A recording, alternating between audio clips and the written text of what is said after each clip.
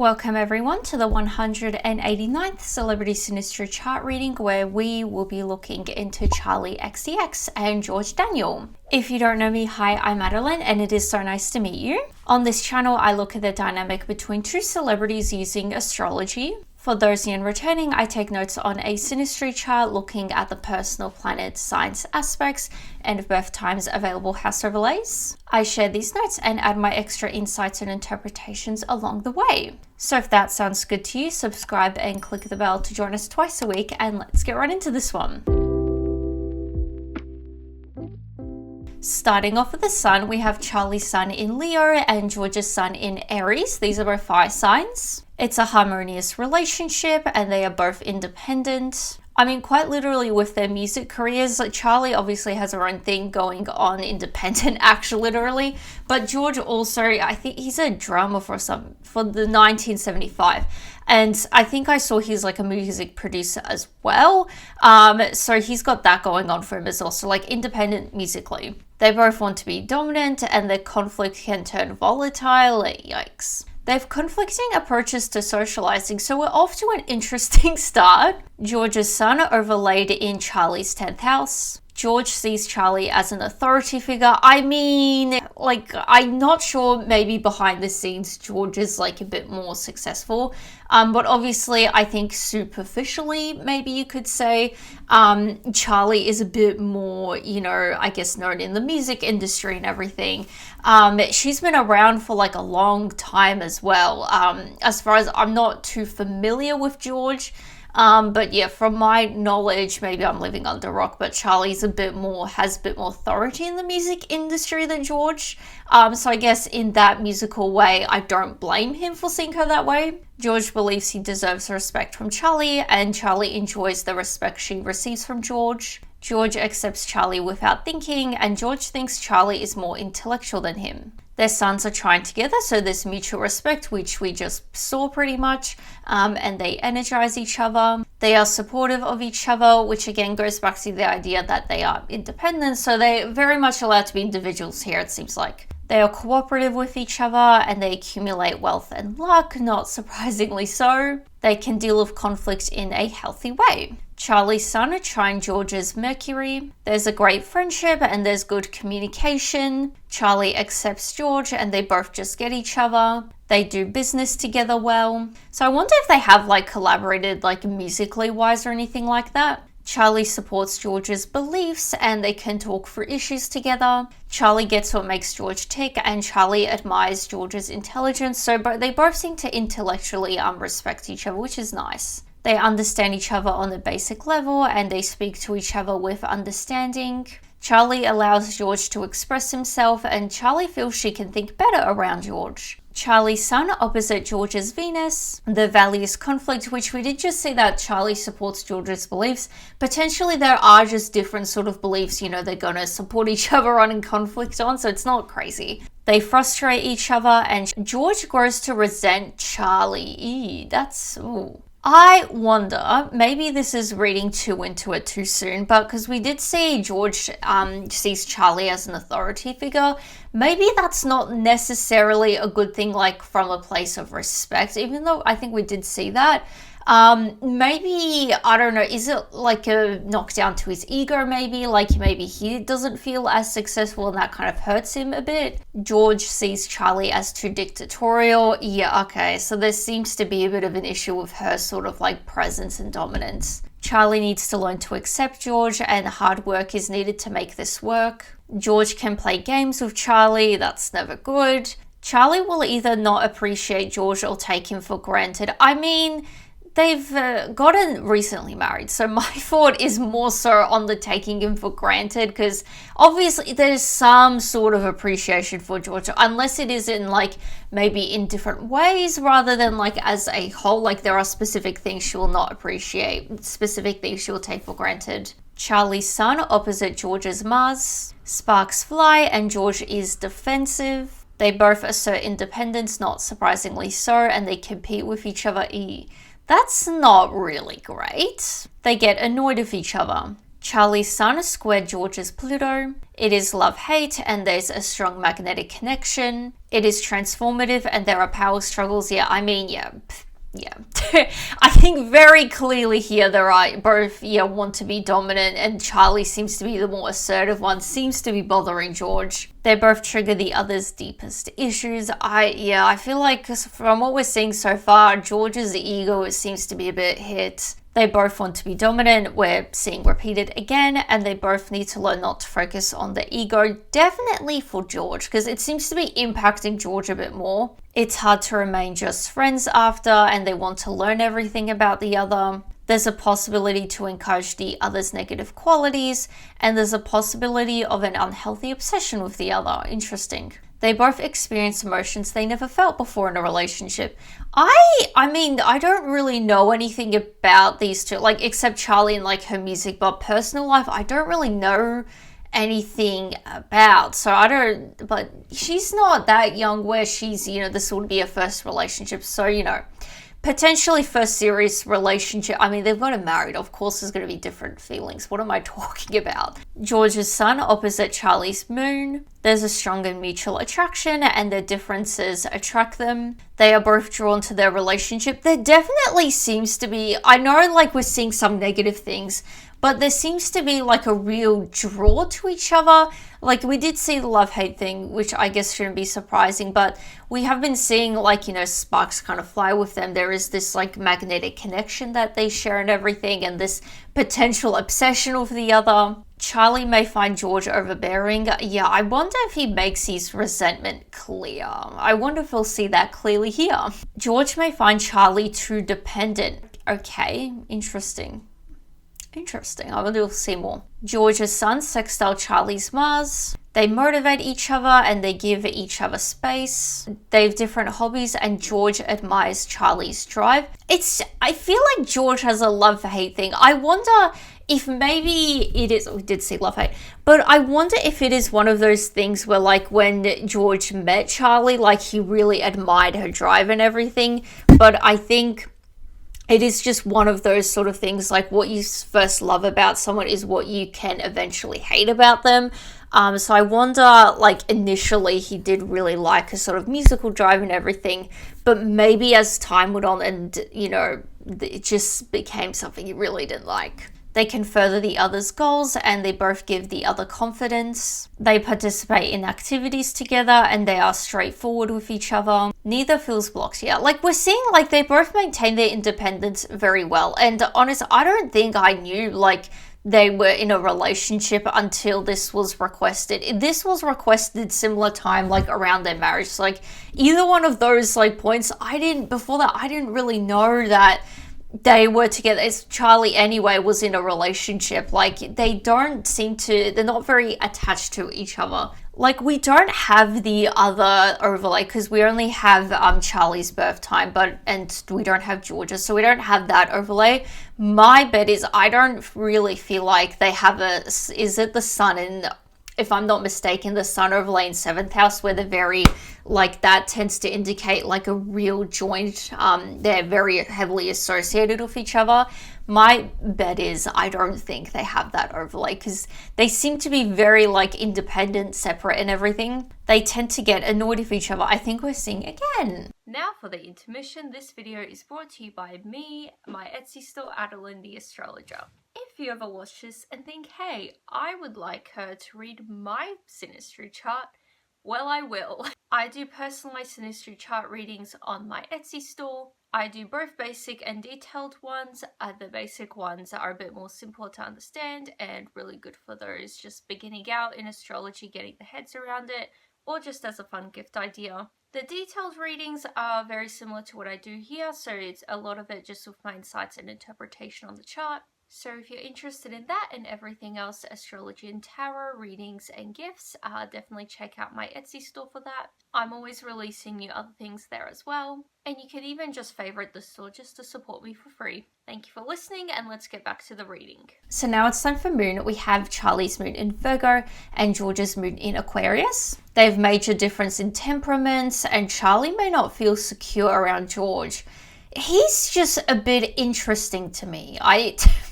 Throughout this reading, I need to know more. Like, what is the specific? They both value progressing, and George may find Charli boring. I hope that's his initial impression of her, because maybe she is a bit more like muted in her private life. That could also be a possibility. Neither prioritize their feelings. George's moon overlaid in Charli's 9th house. George idealizes Charli, and George feels Charli is out of his league. This I may be reading into too much. Like, I'm bringing out all the tropes here, aren't I?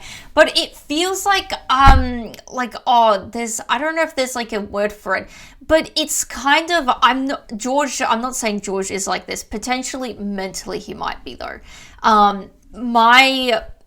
Obviously take this with a grain of salt. I may be reading too far into this. Like, is it something where, I don't know, George potentially feels a bit insecure and like Charli being out of his league? And maybe there is some, like, whether it is conscious or subconscious, like he gets with Charli and he kind of bullies, like, the sort of, like, it's the cheerleader thing, isn't it? Like, he bullies the cheerleader he could never be with or something. There's that sort of trope somewhere. There's a name for it. I can't pin it. I think it's something cheerleader related, but where George, feels insecure and kind of being with Charli and kind of not being the best, to Charli, kind of in a way is getting back to his sort of the, people that bullied him. Does that make sense? Like, there is something like that. So I wonder if maybe there is an element of that where, like, George feels Charli's out of his league, and, like, there is that initial, like, obviously there is that draw because naturally, obviously someone attractive, there is that draw. But I wonder if maybe there is some sort of resentment because of some insecurity. I hope I'm making sense that that's just where my brain is going. Like, that's sort of like, getting with the cheerleader that bullied me and I'm taking them down sort of trope. And it's not a trope, it's some like psychological, like, understanding or something. So maybe I shouldn't say trope, but maybe some books are written about it. Who knows? George brings out the best in Charli, and George may become dependent on Charli. They share similar attitudes on politics and religion. Okay, so I'm assuming, because we did see how, like, values conflict and everything, and we did also see how Charli supports George's beliefs. So I wonder if maybe politics and a religion, they're quite aligned with those beliefs, but there are some other values that do conflict. There's a possibility for long distance. I mean, yeah, they're both touring artists, so it's not crazy. There's mutual respect, admiration, and affection. Charli's moon is square George's Jupiter. There's a tendency to be extreme and excessive. Yeah, I'm not shocked. Poor judgment can lead to trouble, and they are too optimistic as a couple. They both feel free with their emotions, and it's a relationship about determining boundaries. There's a failing to keep promises, and they both will learn better judgment. They meet in an optimistic way, and Charli may become possessive of George. Which is interesting, because we did see how George may find Charli too dependent. So I wonder if maybe there is a bit of, not mixed messaging, but, maybe Charli's just, more possessive of George, and George, interprets that as her being a bit too dependent. Charli's moon trine George's Saturn. Building on past traditions is important, and it's a stable relationship. There's a potential for accumulating wealth, which I think we did see that they can accumulate wealth and luck together, so that's there again. Charli sees George as mature. He's like a couple years older than her, so it's not that crazy. But, personality-wise, he could be very mature. George is accountable with Charli, and George prioritizes domestic life. Interesting. Is that why maybe George builds resentment to Charli? Like, there is, like, he did admire her drive initially, but maybe went down, like, as he wants to settle down and everything. Maybe she just keeps going with, like, obviously, from what we're seeing anyway, she seems to be, still, in her career, quite active and everything. She hasn't slowed down. If anything, I feel like she's sped up. But I wonder if maybe that is why maybe he starts to build resentment, because maybe he wants to, like, settle down and everything. He wants to start prioritizing domestic life, but Charli's drive is kind of getting in the way of that. George's desire for commitment is appealing to Charli. Yeah. I mean, we did see she's possessive, so obviously there is a desire for, like, commitment and stability. George finds it difficult to be emotionally caring, and they can achieve mutual long-term goals together. George's moon opposite Charli's Venus. They both learn balance and harmony. We're seeing a lot of how like they learn boundaries, they learn better judgment and everything. Like they're both learning a lot here. It's easy to take each other for granted and living beyond means occurs, which just went to my head as I was reading that. We did see how like Charli may not appreciate George or take him for granted. I assume it's taking for granted, which I feel like would go back to the idea of like George prioritizing domestic life and how what George's desire for commitment is appealing to Charli. And we did see how Charli's possessive, so obviously there is that desire there. So I wonder if maybe George's like level of like commitment and wanting to be stable and everything is appealing to Charli because, you know, she just wants commitment and everything, and she will take it for granted because obviously, you know, if you're out touring a lot, you're not necessarily there to be present and like committed. Not to say she's not committed, but obviously there is that distance and everything. She's not prioritizing, you know, more domestic, you know, matters like the relationship and everything. Hopefully that made sense. George may be undervalued or misunderstood by Charli, and they compromise needs to happen. Charli sees George as childish and needy, and Charli gets confused of George's emotions. George sees Charli as narcissistic and seductive. I'm not too shocked. Like, you know, the whole artist, obviously, fame, career, obviously can be seen a bit narcissistic and seductive. So I wonder if maybe her prioritizing that is, you know, kind of getting to George a bit. George's moon conjunct Charli's Saturn. George feels an emotional need to maintain long-term commitment. So I guess he's not going to, like, he's committed. They both seem to be committed here. It's a, you know, hopefully for life thing. And I guess because we did see how they both learn a lot here, it's obviously there is that desire to like move past things and grow and everything. Charli wants to guide George, and Charli is protective of George. George may either be upset with this help or accepting of it, and it's a relationship based on mutual respect. Yeah, in the beginning we did see that they have respect for each other, so that's there. Charli gives practical support rather than emotional support. It's kind of, the vibe it's kind of giving to me, like I know it's a bit different, but like it's kind of like the sort of like military husband who, you know, or even like a businessman who like works overseas or something like that. You know, they're not really present emotionally for their family, but like they'll send money back. Like that's what it's reminding to me. George's moon is square Charli's Pluto. Jealousy and emotional manipulation is underlying, and Charli can sense George's unconscious needs and manipulates him with it. I never like this aspect. It's always so sad. Charli tends to be controlling over George. I don't really like seeing this and how we saw Charli sees George as childish and needy. It just makes me think, I don't know, does she seem as someone who's easy to like manipulate, whether it is conscious or subconscious? There's a deep emotional transformation, and they both need to let go of the idea that love only exists with control.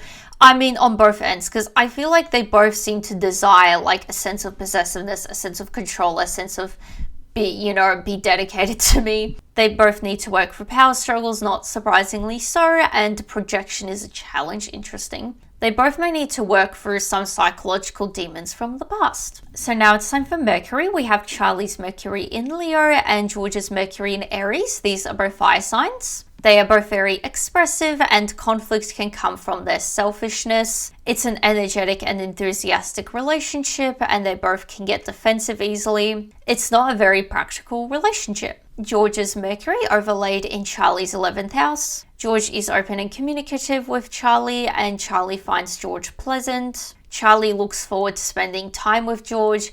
I mean, it's not to say, oh, this is guaranteed long distance, but it just kind of makes me think like Charli is the one that's not very present and like is the one returning and looking forward to spending time with George.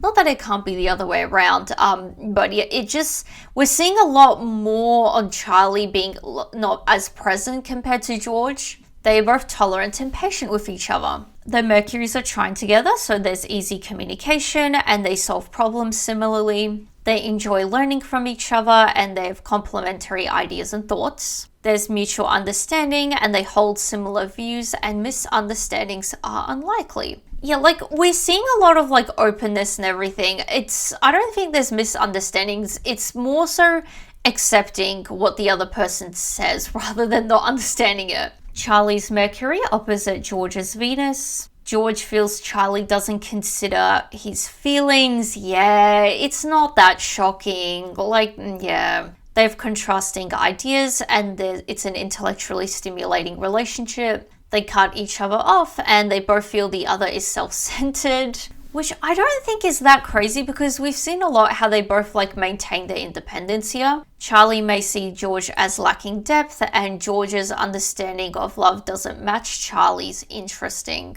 I mean, it could be something as simple as like love languages wise. George just needs someone to spend time with, whereas Charli, I don't know.